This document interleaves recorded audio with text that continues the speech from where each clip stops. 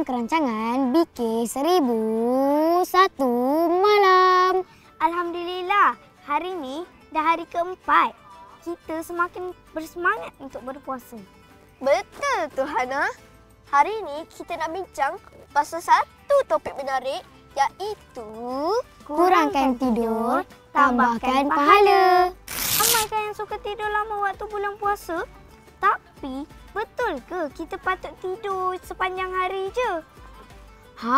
Sebab tu hari ini kita nak tanya Ustaz untuk berbincang tentangnya. Ustaz! Oh, Ustaz. Assalamualaikum warahmatullahi wabarakatuh. Apa khabar semua adik-adik? Baik. Kita dalam episod yang keempat ni, apa yang kita nak bincang ni? Pasal apa? Pasal apa? Kurangkan tidur, tambahkan pahala. Kurangkan tidur, tambahkan pahala. Jadi di episod 4 ni, apa adik-adik nak tanya dengan Ustaz? Ustaz, Ya. dalam bulan Ramadan, betul ke kita digalakkan untuk kurangkan tidur? Soalan yang mantap. Dalam puasa, memang kita digalakkan untuk kurangkan tidur. Sebab Al-Quran menceritakan tentang kelebihan bulan Ramadan. Di mana perintah puasa berlaku dalam bulan Ramadan, surah Al-Baqarah 183.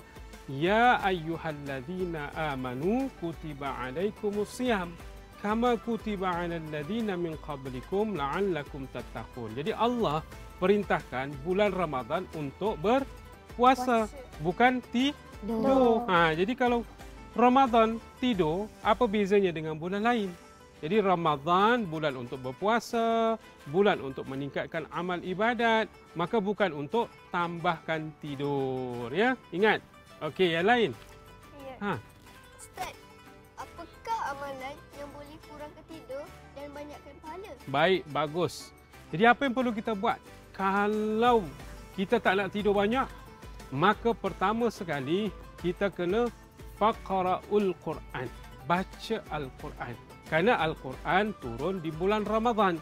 Jadi, patutlah kita untuk banyakkan baca Quran supaya kurangkan tidur.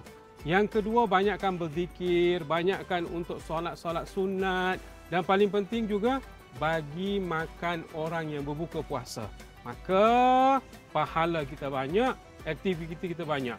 Jadi adik-adik kena ikut tadarus, geng tadarus, sama ada di surau, sama ada di rumah ataupun di masjid. Boleh? Boleh. Okey, adik. Ustaz, Ya. kenapa Nabi Rasulullah SAW selalu bangun tengah malam untuk solat? Masya Allah. Di waktu malam ni ada waktu yang mustajab berdoa. Yakni wa minal laili fatahajjad bihi nafilatan lak. Di mana dalam waktu malam ni ada namanya solat sunat tahajud. Jadi Nabi memang sangat banyak mengerjakan solat sunat di waktu malam. Artinya Nabi hidupkan malam dengan ibadat. Jadi tidurnya itu kurang. Bukan tidur banyak, tidurnya kurang. Supaya apa? Di waktu malam boleh bermunajat, doa kita diterima dengan cepat, hubungan dengan Allah itu sangat dekat. Jadi waktu malam. Tambah lagi ni kita ada bulan Ramadan. Ada namanya malam Lailatul Qadar. Jadi, malam 1000 bulan hanya ada dalam bulan Ramadan. Orang yang berpuasa mesti akan kurangkan tidur, banyakkan ibadat dan terutama di malam-malam ganjil, dia akan cari dalam tahajudnya, dalam qiyamnya. Jadi adik-adik, pastikan 10 terakhir kita hidupkan malam untuk mencari malam Lailatul Qadar. Okey, ada lain? Ustaz, tidur awal dan bangun awal itu lebih baik kan? Betul. Tidur awal, bangun awal itu sunnah Nabi. Kalau lepas isyak, tak ada apa-apa benda yang kita boleh buat dan tidak ada perkara-perkara yang apa-apa, maka lebih baik kita tidur.